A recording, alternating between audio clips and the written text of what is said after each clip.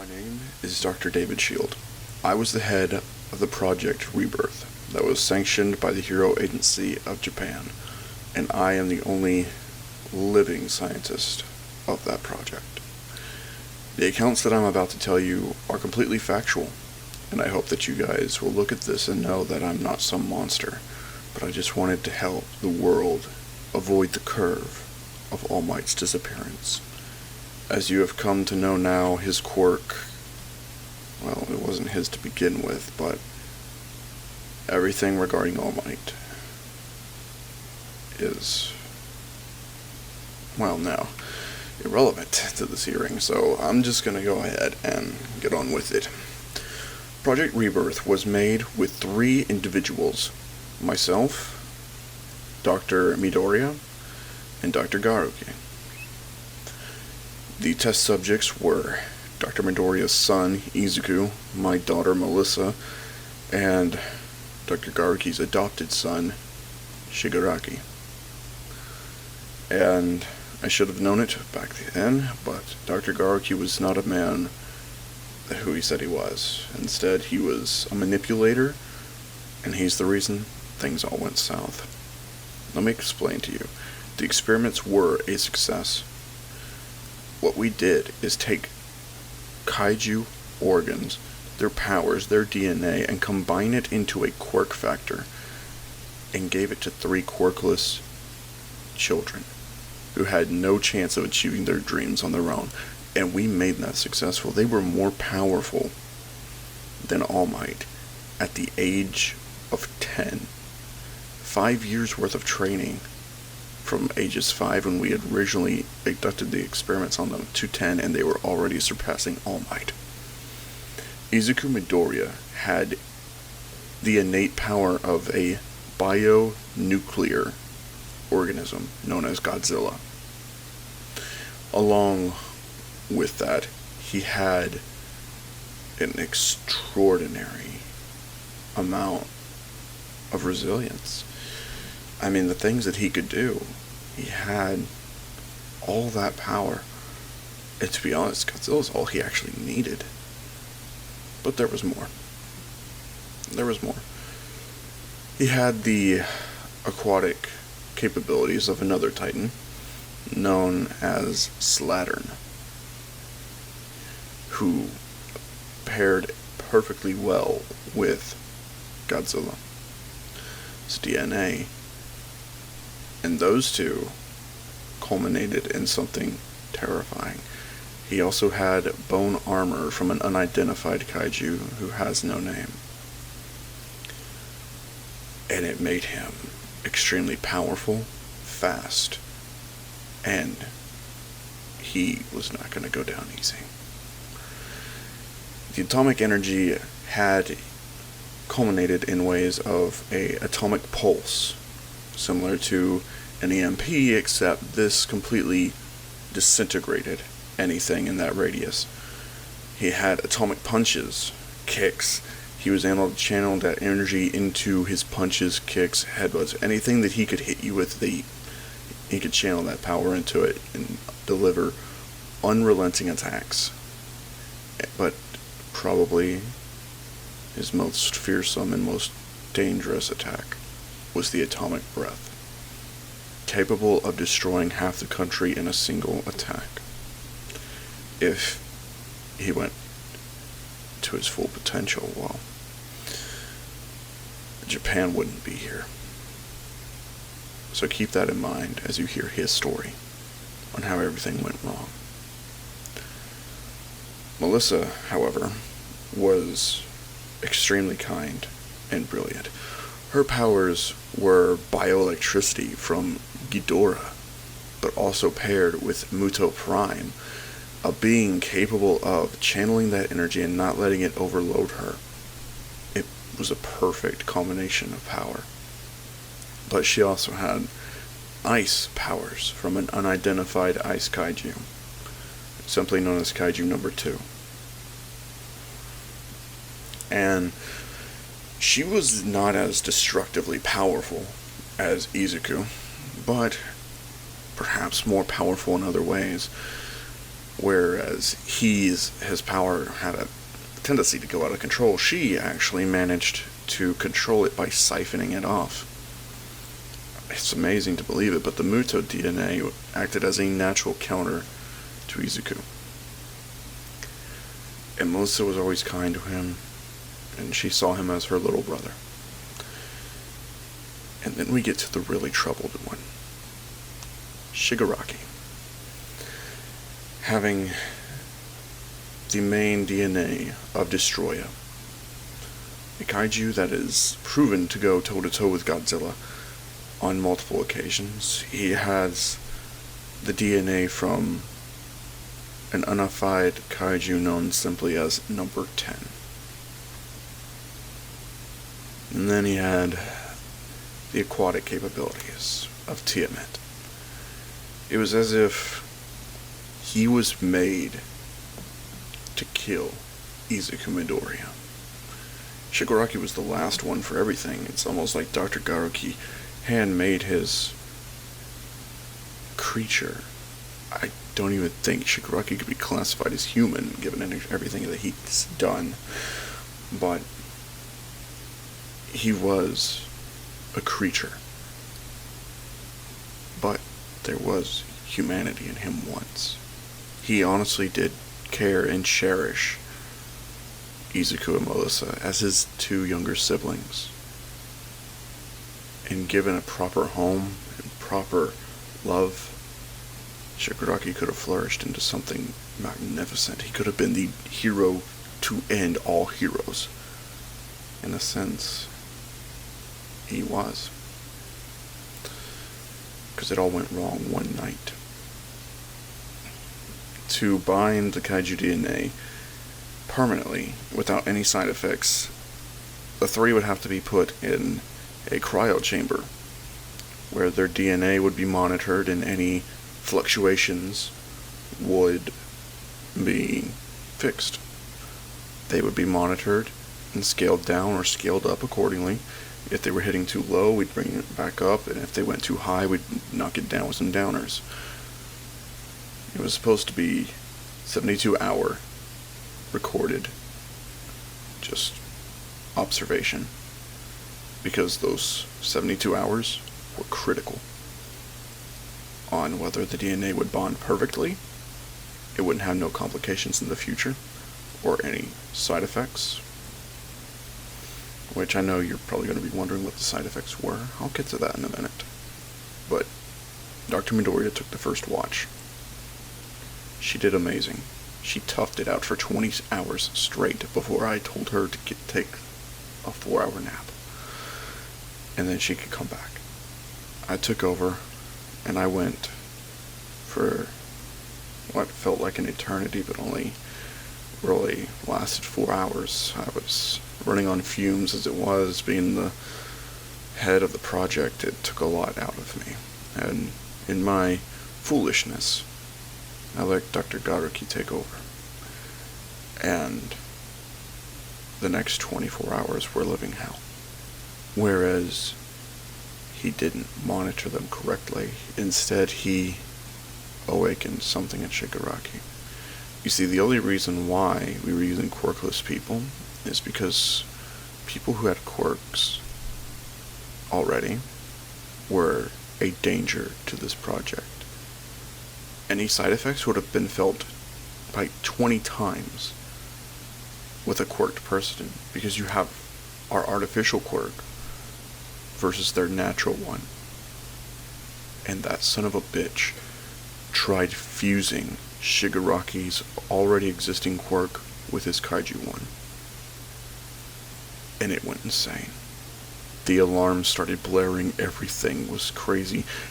Me and Dr. Midoriya, we rushed down there to see what was going on, and it was a horror. It was horrifying.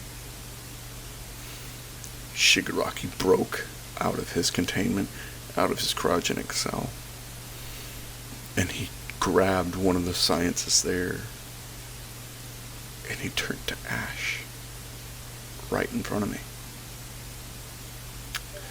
And so I had to make a choice. And so I chose. I released Izuku Midoriya, the only one who I thought had a chance at beating the Shigaraki. And for a minute he did. He went toe to toe with him. And this is where we realized Izuku Midoriya was more powerful than we had ever imagined. Because when Shigaraki touched him, I thought I was going to be responsible for the death of that young man. But he regenerated from it. The decay didn't even take effect. It was 1 second. It was dusting him away, and then he started regenerating rapidly. And he adapted to it. He overcame the decay. And he used his atomic breath, point blank range, on Shigaraki. It blew him back. And I thought that was it. That was the death of all of us. But Melissa got out. Inko released her, and Melissa grabbed me and used her gigantification and shielded me. Went full kaiju the first time any of them have able to do that and maintained any sense of control. And she shielded me from it. Imagine a 12-year-old growing to the size of a mountain and holding you, your own child, doing that to protect you from what was about to happen. And by the time the smoke cleared, all I could hear was this deathly cry of a young boy who had just discovered his dead mother's corpse. There lay Izuku Midoriya, impaled on a support beam from being blown back by Izuku's atomic breath. And this is where the side effects came in. The side effects could cause rapid kaijuification, mindlessness, extreme animalistic violence, and insanity. And insanity is what took a hold of that young man that day. It took months of therapy to get him into any type of right state of mind, but it didn't help. The funeral of Izuku Midoriya was harder on him than anything that we could have even remotely thought possible. But the Hero Agency, in all their wisdom, decided it was the best thing to do to kind of sweep everything under the rug. Izuku Midoriya's last name was changed from Midoriya to Shield, and I was made his legal guardian, and Melissa his sister. On paper and legally now, which meant I could enroll him in any school I wanted to, but I had to keep making my reports to the Hero Agency. And that's exactly what I did. And that's how Project Rebirth was a success and a failure at the same time, and how it was covered up. The next 5 years was interesting. By the time Melissa was 15, she was already ready for her entrance exam. But I'm getting ahead of myself. Izuku, he never really fit in at school. His, well, I wouldn't even say best friend. The closest thing to a friend he ever had was a boy named Katsuki Bakugo. And he respected Deku. And that's the name that Katsuki gave him, was Deku. Which meant useless. Which it seems counterproductive to the amount of respect that he had, but he said that if anyone could take a nickname that meant useless and make it something positive, it was Izuku. And so, Deku, he just kind of went with it. He took it in stride, he made it his own, but there was something always off, something missing. He didn't really care about defending himself, but when it came to others, he had this sense of duty, this sense of justice. Like it was almost his job to make sure that nobody hurt anyone else, and that was directly in front of him. Meanwhile, Melissa doted on him, hand and foot, and she was the best big sister that he could have ever wanted. And Melissa's school years were filled with joy. She enjoyed it, and she really got her quirk under control.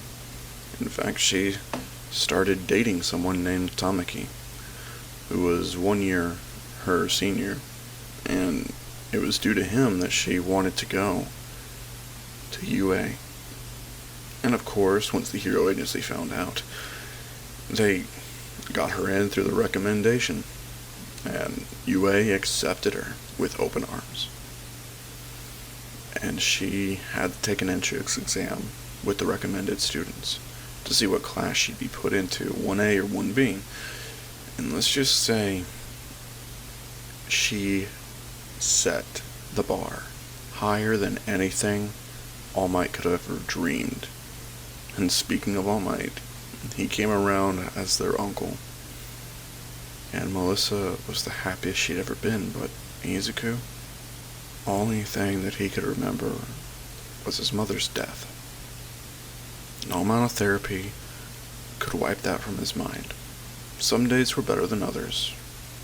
He felt low. He felt low. But he also had his highs, and when he had them, it was something so inspiring. The smile on his face, just the ultimate joy he felt, his abilities, how strong and confident he could be. It gave me hope. Izuku Midoriya made me hope for the future again. Because I knew Melissa was the weakest of the three. She didn't have the pure physicality of Izuku, but her powers were stronger. She didn't have the overwhelming force of nature that Shigaraki had, but she was smarter. She was a perfect balance. If Shigaraki was pure power and Izuku was just pure destructive force, then Melissa was the destructive force meeting the sound mind of a skilled tactician. She took destruction and mixed it with creativity. While Izuku only sought to help people, he didn't feel like he would ever use his atomic breath again. In fact, he swore that he never would. But you don't always get to keep that. And so, I'm just gonna skip ahead to Izuku's entrance exam. He rejected the offer of a recommendation and said that he wanted to get in on his own merits, which I respected, and All Might respected. And so, he did. Of course, he scored top marks on his written portion. The kid was a genius. There was no doubt about it. He had his mother's genius intellect, but just not when it came to using his powers. And then when it came to the physical portion, he absolutely ripped the robots to shred. It was concerning how brutal he was. Even Katsuki Bakugo, the man who would have had the most villain points, looked like a child playing pretend compared to Izuku. And that's when it struck me. The idea on how to get him through his grief and make him come out the other side. He needed a target to put all his survivor skill into. He needed to destroy in order to rebuild. And so, during the time where we were waiting for his results, I'd take him to the Hero Agency, and they'd set up course after course after course, where he would be allowed to destroy, and he got good at it. I mean, he really got good at it.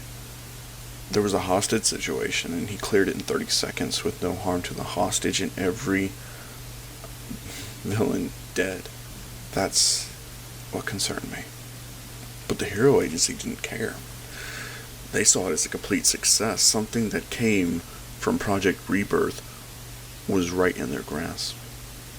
Izuku Midoriya was going to be their next assassin. And every time that he would go to kill, they were going to make it look like an accident.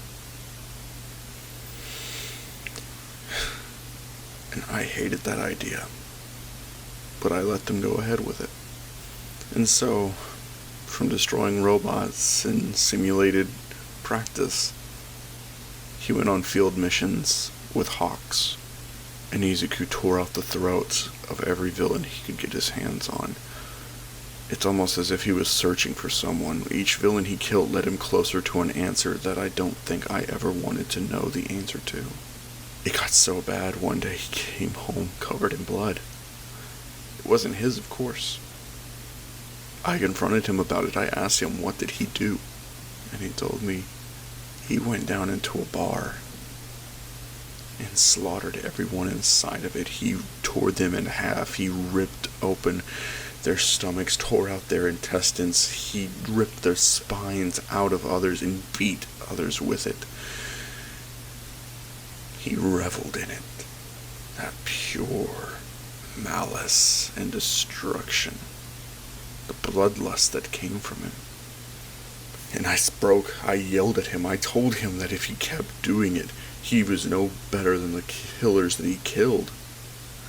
That he wasn't going to be able to inspire hope into anybody doing actions like this. And he took it. And he simply just asked me if I was done. And with a cold, uncaring glare, he told me he didn't care how many bodies he had to drop to find Shigaraki. He said that he knew who was responsible for his mother's death now. And it wasn't him. It was Tomura Shigaraki. And he would kill him if it was the last thing he did. I was speechless. How could a boy no older than 15 have that type of viewpoint? Had I failed as a father so much? I doubled up his therapy sessions, but it just wouldn't take. He'd blow off half of them. And it's not like I could physically force him to come, and it's not like Melissa would have stood a chance either. Or so I thought. Because one day, Deku came home and Melissa saw him. I tried to tell her to go to her room, but she wouldn't listen. And she yelled at him, and then she slapped him across the face. And that was it. That's all it took for Izuku to punch her through the fucking wall. And then Melissa got up, narrowed her eyes. It was the first time I'd ever saw her with the same look on her face as Izuku. And their fight broke out. The whole house was torn to pieces. But Deku, he was sloppy. He was used to fighting people that he could easily overpower and defeat. Melissa used that to her advantage. She made precise, technical shots, hitting him in his pressure points, dropping him, and then electrocuting him and just draining the radiation off of him before he could do any attack. And then, with one precise kick to the head, she knocked him out. And I mean, sure, it cost a fortune to rebuild the house, but it let me know how fragile it really was, and, well, I made some upgrades. But after that, Izuku made sure that his missions, well, they weren't as consistent. Because, well, his entrance exam scores came back and he was admitted into Class 1A. Same class Melissa had been put into. And time would go by as they would have their first quirk assessment. Izuku easily destroyed all the other scores. It's no surprise, really. Him and Bakugo were in the same class again, which gave me some hope, until the Heroes vs. Villains event at his school. All Might allowed me to come in and observe, It was highly immoral, but I wasn't gonna say no. So I came in, I observed him, and he was partnered up with a girl named Ochako Uraka, and he was on the heroes team, while a boy named Tenya Ida and Katsuki Bakugo were on the villains team. And it was a match. I had no idea how much pent-up rage and fury he had until him and Bakugo started to fight. But let me tell you, Izuku was a genius. He knew what he was doing. He sent Ochako up ahead to where they were, where Ida was, to observe him, gather intel, and report back to him. A scouting mission. Bakugo easily found him, but Deku activated his quirk. The full gray and blue armor with the bone armor on the outside of it formed around him, his dorsal spines coming into full view. It limited Bakugo on the amount of attacks he could make, because if he got to his back, well, he's going to get cut up and impaled pretty heavy. And nothing could hurt him. Nothing could hurt Izuku. And so he grabbed Bakugo by the face and dragged it through a wall before throwing him and then punching him in the stomach, sending him through 3 more. Katsuki was puking up blood. He could barely stand. Izuku grabbed him by the leg and slammed him through the stairs.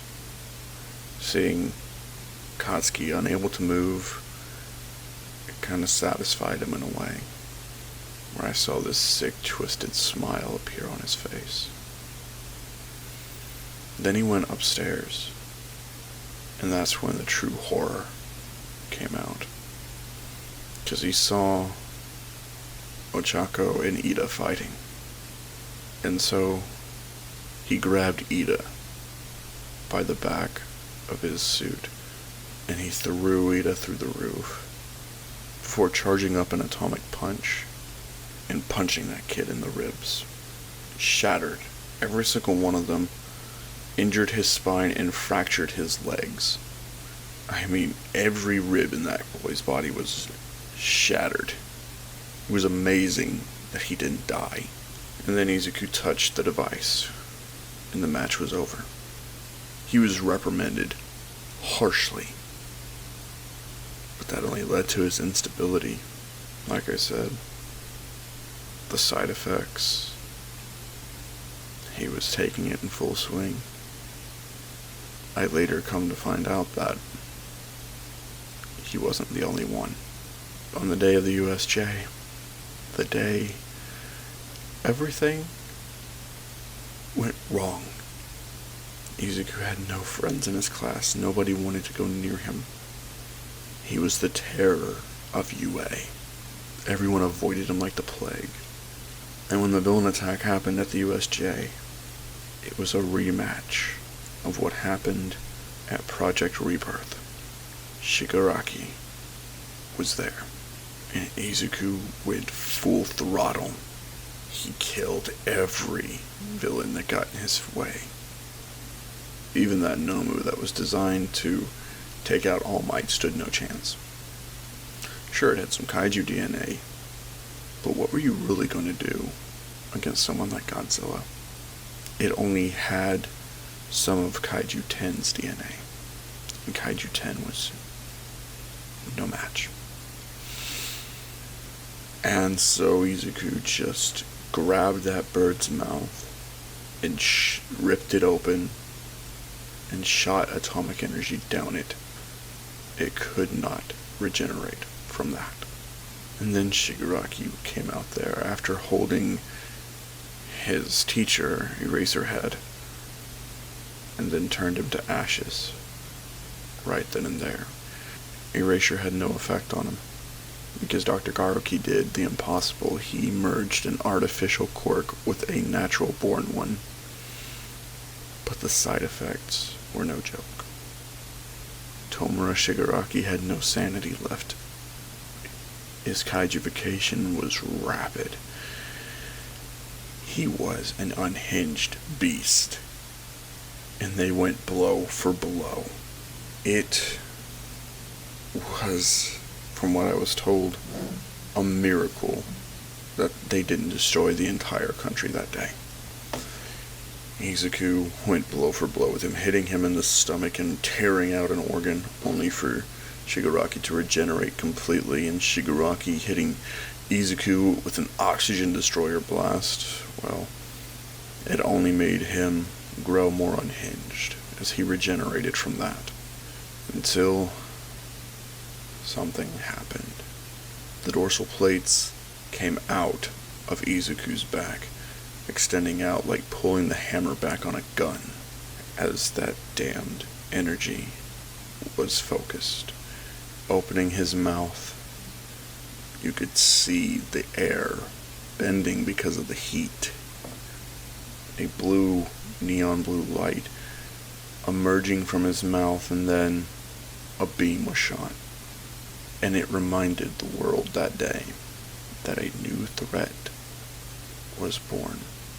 He killed everyone in there except for Shigaraki and himself. Because Shigaraki was saved by Kurogiri as he was teleported out. But Kurogiri was eviscerated, his atoms turned to dust. There were no bodies of his classmates. An old threat had returned, and Izuku Midoriya had become a new one. Shortly after that, UA had a terrible PR nightmare. Funerals were held for all the students there, and new hero school regulations were implemented, and they were strict. There was no more leniency, no more putting children in harm's way. UA was turned into a normal high school. No more hero course. That was now being implemented at college level and above. And a manhunt was issued for Izuku Midoriya and Tomura Shigaraki. And Izuku, it didn't matter anymore, hero, villain, whatever.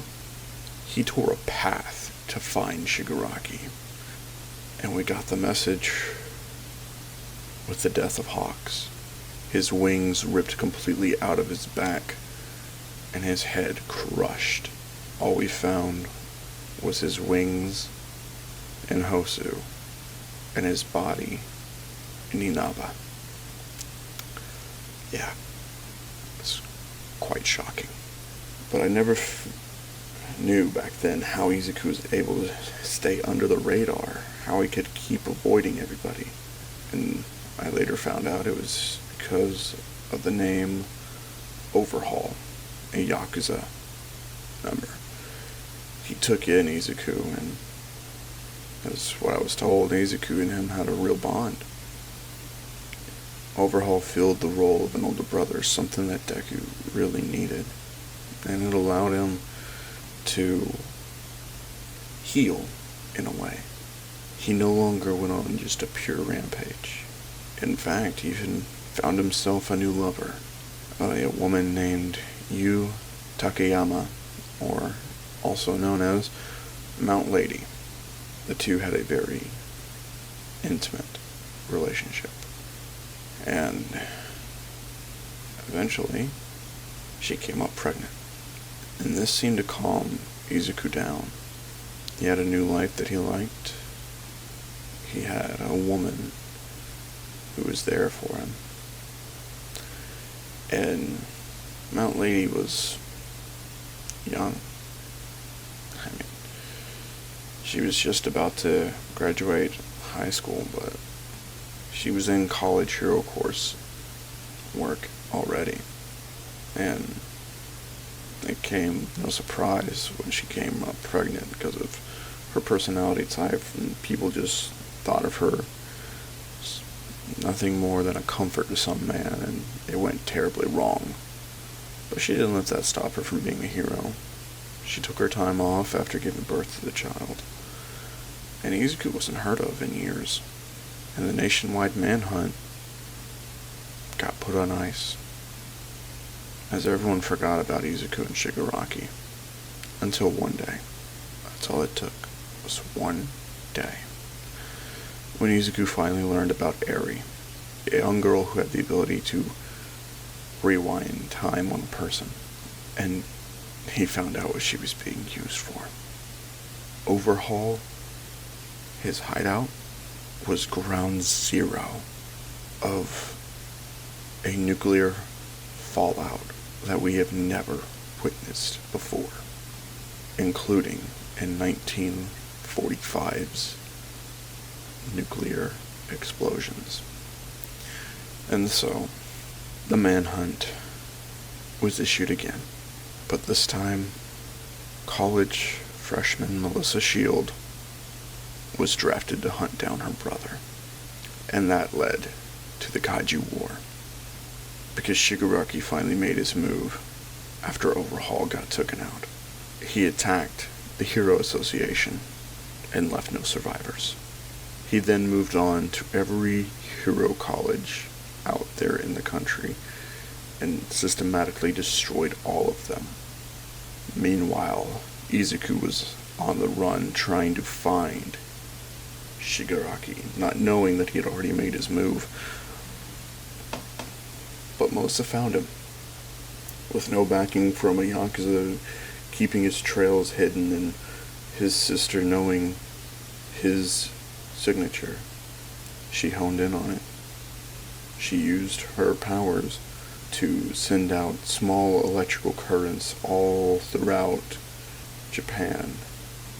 And due to the Muto Prime's affinity for tracking nuclear radiation, they found him no problem. But he wasn't the same person anymore. Melissa pleaded with him to turn himself in to get the help he needed, but it was too late. Izuku struck first. He kicked her and sent her through buildings, and then he did something I didn't know he could do. He gigantified, just like Melissa could, and Melissa did it right back. But he learned from their last fight, adapted. Every move Melissa made was met by a counter, but she wasn't doing too bad herself. So she dug her claws in and started draining the nuclear radiation from him, more than she'd ever done before. As he started shrinking back down, she shrunk down as well, determined not to let go, until Mount Lady entered the scene and kicked Melissa, and Izuku hit the ground, out of breath, panting, and that's when Melissa lost it. Hearing everything that she had pent up, I thought she had handled it. I thought she buried it, but she didn't. And so she let out a massive electric attack, striking Mount Lady and electrocuting her to death right in front of Izuku. She came to her senses relatively quickly after that, but it was too late. Izuku's natively turquoise energy turned bright red, and he decided that he was done. He let off heat that started melting the buildings around him. He let out a nuclear pulse, turning everything to ash. But Melissa, she was extremely hurt from that. And then he followed it up. In a blink of an eye, he was right there in her face, hitting her with several atomic punches, and he beat her down into the ground. He stomped on her chest, and then he let out his full power nuclear atomic breath. After he threw her into the air, he let it out, and he destroyed the entire city with the aftershock, and my daughter was killed that day. There was no remains, there was nothing left of her. She was disintegrated, turned to ash. And then he turned his attention towards Hosu. He destroyed it, all of it. And meanwhile, Shigaraki was wreaking havoc with the heroes. I was I was there. I was at the scene. I could do nothing but watch. Watch as my best friend, All Might, fought valiant, but he died. And it wasn't from decay. There were a lot of heroes in that general vicinity, and so he destroyed all the oxygen in the air in that area. They died from suffocation. It was not quick. I would have been dead if All Might hadn't used the last bit of his strength to throw me to safety. I broke my arm, and, well, I had a few fractured ribs as well. But then Endeavor came in. It wasn't his fault. He couldn't have done. But as soon as his fire quirk entered that atmosphere, it ignited and caused a massive explosion. And Shigaraki just went on a rampage after that. His roar invited challenge, and Izuku heard it. And about 5 minutes later, there he was, face to face with Shigaraki. And the two began their final battle. Izuku was cunning. He was faster than Shigaraki was, but Shigaraki hit harder. And he managed to counter everything that Izuku did. But Izuku was still in his burning rage mode. And so he managed to grab on to Shigaraki. And he started running towards the ocean. You could see him growing. And he grew to 500 feet tall and threw Shigaraki into the ocean, where he grew to be the same height. And they began to fight in the ocean itself, which was boiling. The water was evaporating just as fast, but the fight, it was vicious. Izuku landed punch after punch. Giant tsunami waves started coming into the mainland. It drowned so many people I could still hear their screams. And I knew Melissa was dead at that moment, because Izuku would not have been there if my daughter was still alive. And it was terrible. Completely. The ocean waves, the tsunami waves that hit those it didn't immediately kill because of the pressure and intensity, it drowned others. The estimated kill count from just the first wave alone was 30,000. Izuku continued to fight. He was actually gaining the upper hand. It was burning Shigaraki faster than he could regenerate.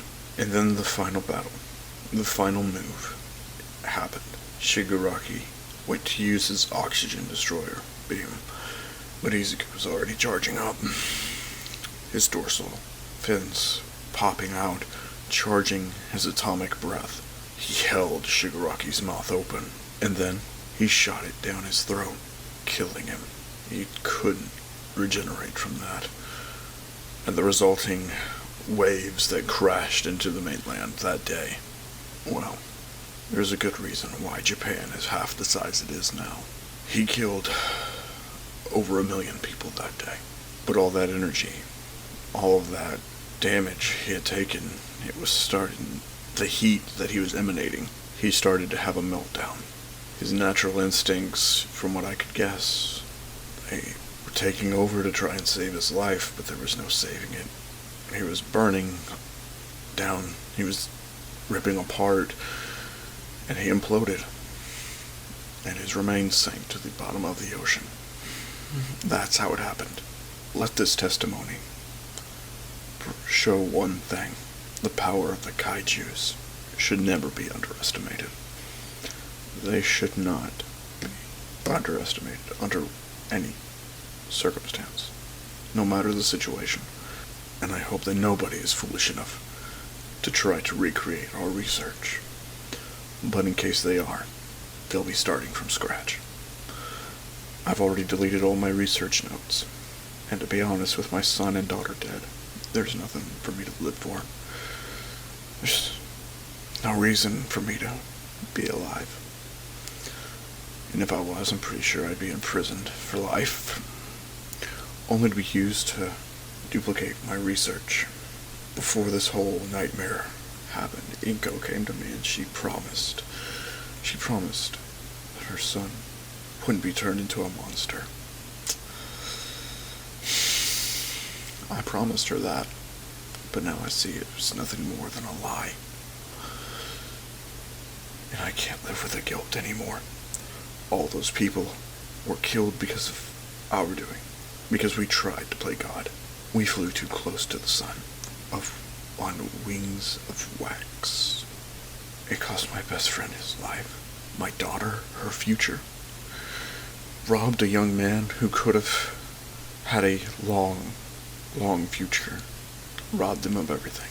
And it robbed a troubled, disturbed man of finding love. And now, there's only one person left out there.